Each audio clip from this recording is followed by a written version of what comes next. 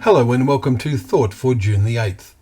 Our readings are Judges chapters 4 and 5, Isaiah chapter 32 and James chapter 2. And our thought is, I will show you my faith by my works. Today we read the challenging second chapter of James, which tells us it is not enough to just talk about our faith. It has to become evident by what it causes us to do.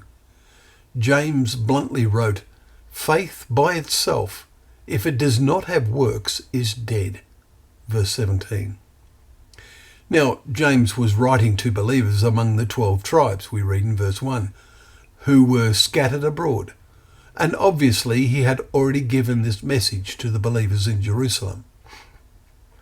Many Jews were still struggling with issues over keeping the Mosaic law, and he makes the point, whoever keeps the whole law but fails in one point has become accountable for all of it. Verse 10. Abstaining from the fleshly ways of living that surround us is only one side of the matter. While this is vital, believers in every race and of every generation must realise there has to be a positive side to the way of living. Jesus told a parable about the house, or that is the mind, of a man that was cleaned out of all bad things, but because it was left empty, tragedy followed. See Matthew 12 verses 43 to 45. We must fill our minds with God's word. James uses the example of Abraham, who is often quoted as an outstanding example of faith, observing, you see that faith was active along with his works, and faith was completed by his works. Verse 22. James challengingly asks, show me your faith apart from your works, and I will show you my faith by my works.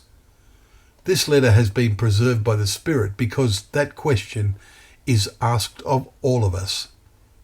The chapter ends with the blunt statement, faith apart from works is dead. In a week's time, when we come to read 1 John, we will see how he draws a similar lesson, but expresses it a little differently. If we say we have fellowship with him while we walk in darkness, we lie and do not practice the truth. Chapter 1 verse 6.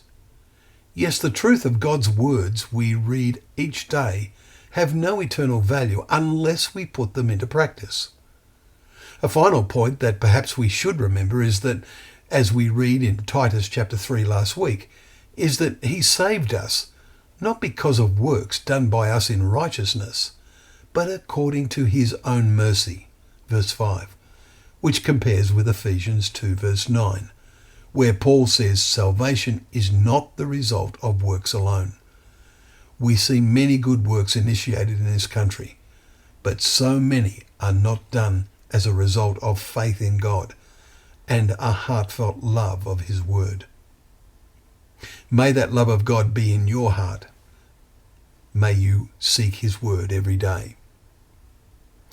Thank you once again for joining us for Thought for the Day, where we can open up God's word of truth, knowing it to be a lamp to our feet and a light to our path.